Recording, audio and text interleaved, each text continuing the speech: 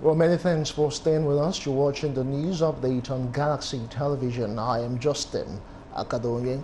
In the spirit of the Yuletide, Nigerians have been urged to show love to the needy as exemplified by Jesus Christ. Now, this is coming in the wake of biting hardship and economic strife in the country.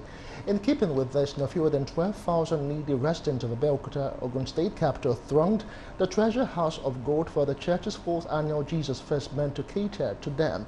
Speaking with Galaxy News Chairman, Feast Committee, Dikin Kade Ogunjimi, said the church has been feeding the less privileged every Christmas for over 4 years. He maintained that the gesture was part of the church's way of sharing the love of God in Christ with the indigents and non-indigents during the Yuletide. We are now being joined by a clergy, Pastor Seye Senfuye, who is a senior pastor, Treasure House of God, Abeokuta, to tell us more on the need to give succor to indigent Nigerians. Good afternoon to you. Many thanks for joining us on Galaxy News. All right, let's try and understand why at Christmas your church fed about thousands of people during the Yuletide season. What actually prompted all of that?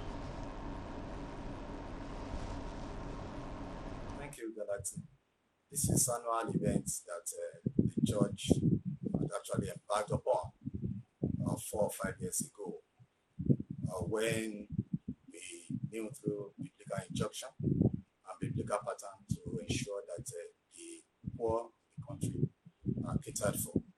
We realize the fact that there's so much hunger in the city, and it looks as if the nation is in the wilderness. And when you are in wilderness, there's no food in the wilderness. So the Lord ministered to us that we should rise up and ensure that we cater for the poor. That is the basis for this annual festival. Okay. The federal government in all of this, in your opinion, do you think the government has or is doing enough to address the issue or the rate of poverty and unemployment in Nigeria?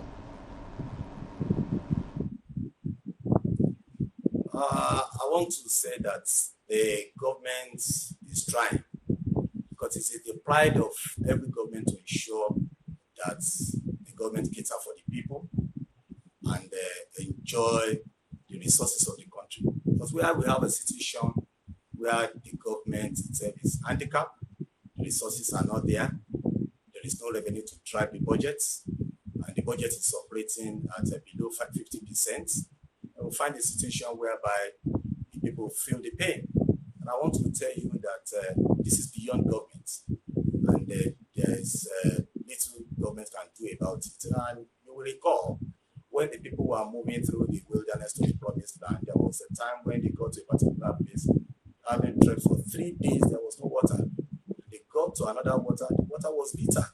So the people just made mistake and cried to Moses. It was not Moses' challenge. It was not Moses' problem. It was God that was leading them to the promised land. But the people cried to Moses. It's not government. It's not leader. This thing is a spiritual problem that we must look at. We have to look at the foundation. When Jonathan was there, people cried. Buhari is there, people are crying. The next person that will be there, they will be crying. It is not the person. It's not the work of the person. All of us should look beyond what we are seeing. There was a time in this country, government was subsidizing beer. We are subsidizing a lot of things. But today now, it's very difficult. So we should just look at it. Where is it that this country has already missed it? We should go back to God, ensure that we plead for mercy, and the mercy of God will come upon us. But I can tell you one thing that the government is doing, yes.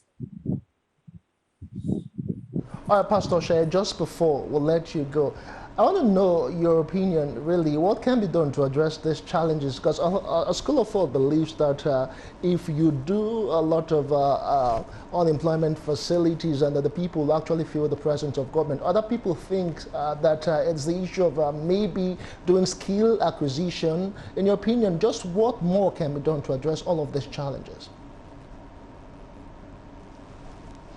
The first thing that I want to tell you, the nation is suffering greatly from massive infrastructure deficit. If we address that deficit, investments will come in.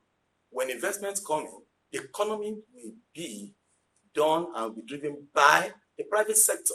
Until that time, that we have a situation whereby 90% of the economy is being driven by the private sector, will still continue in this line. So the first thing to address is the infrastructure deficit of this country. Let budget focus more on addressing the capital projects. When the capital projects are big and more than the recurrent, we have a situation whereby we address the problem fundamentally. Indeed, we have been speaking with a clergy there, Pastor Seye Senfuye, the senior pastor, Treasure House of God, Abeokuta, who joined us live from Ogun State to bring us up to speed on the need for Nigerians to bring soccer to indigent Nigerians. Many thanks once again, Pastor Seye, for joining us on Galaxy News. Moving on, a cross-section of Nigerians has expressed